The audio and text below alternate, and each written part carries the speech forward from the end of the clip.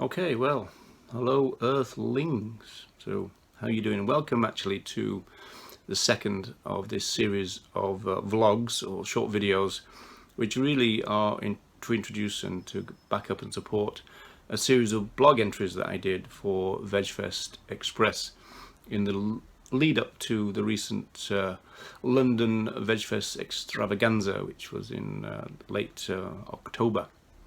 Now, this second one, the theme of the second one is Donald Watson. Now, Donald Watson is without doubt the most famous of the co-founders of the vegan social movement, and was instrumental, of course, in the foundation of the Vegan Society in 1944. So that's what this one is about, and so is the blog entry, and as ever I will put the link to the actual article down below. Okay, so Donald Watson, he was born in 1910, and as a child he would go to a farm which was run by his grandmother, of all things, and he actually described it as heavenly. You know, there's lots and lots of different types of other animals there. Eventually, however, his attitude towards what was going on changed. He suddenly realized that most of the animals had a kind of function. It was a kind of functionalist realization of what was going on. For example, the horses would be employed, their function was to pull things.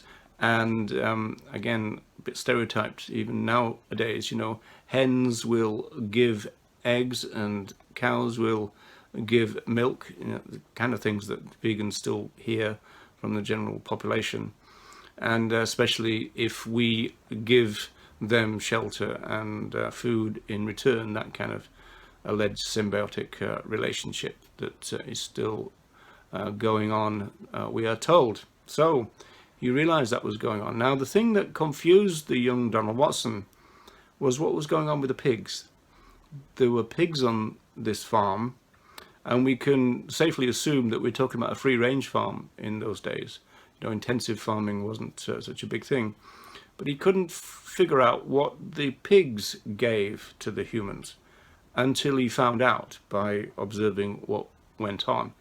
And suddenly, the young Donald Watson realized that a farm, for all its idyllic looks about it and the way that it appeared, was actually a killing machine, as he put it. In fact, he used the phrase death row as a description for a farm. He came to that realization as a child and kind of went vegetarian straight away. Now, another thing that really shaped Watson's politics and his entire life was the Second World War, World War II. And he described that as a shattering experience. And he lost quite a few friends, some vegetarian friends that he had who went to serve. Now, Watson became a CO, a conscientious objector, one of three of the co-founders of the vegan social movement who did so. And that was quite a brave thing to do in those days. I mean, it was very brave in the First World War because you could be shot for doing that. But even in the Second World War, there was a kind of lot of social stigma still about people who refused to fight, as it were. And also you would have your rations reduced, which was the case for Donald Watson. But he became a CO, and for him, it was the beginning of a realization that these issues were entangled. You know, human issues and other animal issues were entangled, and essentially, he just said that he just refused to kill anyone at all. A few years later, kind of looking back at his kind of career as a founding member of the vegan social movement, he was asked whether he had a message for new vegans, and he said he did, and I'm going to read it to you, so I'm going to need my eyes for this. He said this, he said that, yes, I would like them to take a broad view of what veganism stands for, something beyond finding a new alternative to, shall we say, scrambled eggs on toast, or a new recipe for a Christmas cake. He also added that he wanted new vegans to realize that they were onto something big. They joined something that was kind of very big in terms of its scope and its importance. The early vegans, Watson included would use the kind of concept of evolution quite a lot. And they came to the conclusion that veganism was about the moral evolution of humanity, that evolution could go both ways. It could be retrogressive and it could be progressive. And he said that you have to guard against the former, and you have to make sure that, as it were, evolution goes in the right way.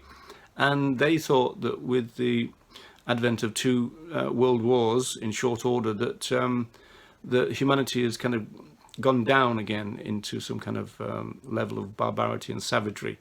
And they also came to the conclusion that veganism was needed to kind of bring us back into a position of living a moral life. He also said that the vegan pioneers were not religious, or at least not in any kind of conventional sense. But he did say, again, consistent with his view, that they took the idea of thou shalt not kill seriously, which makes sense. And he said that, they could be maybe dismissed as dreamers, but he said that if they were dreamers, then the idea would be that their dream was to get them out of a nightmare. And the nightmare was the kind of state of evil as they saw it in the prevailing world that they lived.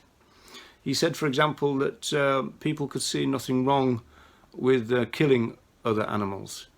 And yet, when vegans looked at that issue, they were getting to core values of morality, he believed, kind of getting to the root of things, the radical roots of things, and again, seeing the kind of entangled nature of all of that. So he said that they felt that they were dealing with morality at its most basic. He, in fact, called the vegan movement the greatest movement of all. In my talks, I often say, well, that might sound a bit kind of arrogant, but that's the way they saw it. For example, in 2002, when Donald Watson was 92 years old, in fact, he was 92 years old and 104 days old, he said that, he gave a reason for the importance of the vegan movement, which might be a bit of a surprise to those who take a bit of a shallow view of what veganism is, because, again, the entangled nature of it all comes out, because he said that the vegan movement was the only one then, and presumably now, that could save humanity. It was very important. And now, at the time of this kind of environmental crisis, his words seem to ring even more true than they did even then. He talked about other movements as being lesser movements, and he even used the metaphor of the Titanic, and suggesting that other movements were there busy, kind of, as it were, rearranging the deck chairs on the Titanic, whereas they could, if they chose, be helping the vegans put the searchlight on the iceberg. Again, it's kind of weird, really, in the kind of the times of this kind of environmental crisis, that this is all kind of very kind of relevant, because he said the Titanic was going to be the thing that would end the whole show, as he put it. In other words, the world would come to an end if we are not kind of careful, He actually believed that nature could be quite rebellious, and especially if any particular species became too numerous. And he said then that you're liable to get things like food shortages and diseases coming along. And he said again that vegans alone are the ones with the solution. And again, this is what we tend to say to the likes of Extinction Rebellion, don't we? That, you're going to have veganism as a central core to your values if you're really going to be serious about ending the environmental crisis as we see it. So Watson was basically saying that the war, the second in short order, had damaged humanity, and there was this kind of de-evolution issue that was going on, and we need veganism to get ourselves out of it. We need veganism to re-establish civilization. In fact, he said that you could really say that if vegan values came into being, then the society would deserve the word civilized, and it would be the first one, if you like, to do that. So the vegan movement then becomes born. Now, Matthew Cole is a sociologist. He writes about the history of the vegan movement, and he puts it this way. He says that vegan ethics were aimed at transforming human beings and therefore transforming human society. And that would come around from kind of interlinked kind of ideas, which would kind of drive the kind of opposition to all exploitation. You know, he believes that the vegan movement could recenter original vegan ethics, which again would drive it towards a position where they would be completely opposed to all types of exploitation, you know, not just in terms of what humanity does to other animals. In fact, Matthew points out that the vegan magazine used to have a strapline which said "against all exploitation" in a kind of bold kind of sense, putting you know, the kind of mark on what veganism was all about, the opposition of all exploitation.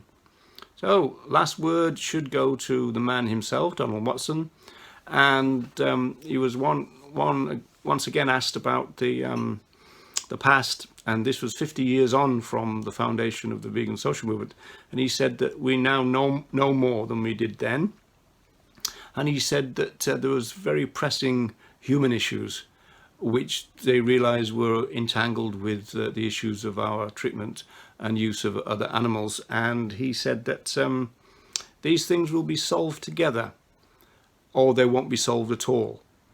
And he said that this resolution to the problems of humanity must have vegan values at its core, at its center. And again, you know, re-emphasizing how valuable vegan ethics are, and how important they are to kind of solve the issue of exploitation right across the board. You know, that was their position. And again, I think you'll see that when we move on to the next vlog, which will be about Leslie Cross, one of the most important of the vegan pioneers. So that was number 2, Donald Watson, the most famous of the co-founders of what he called was the greatest cause of all. So thanks for watching, and see you again.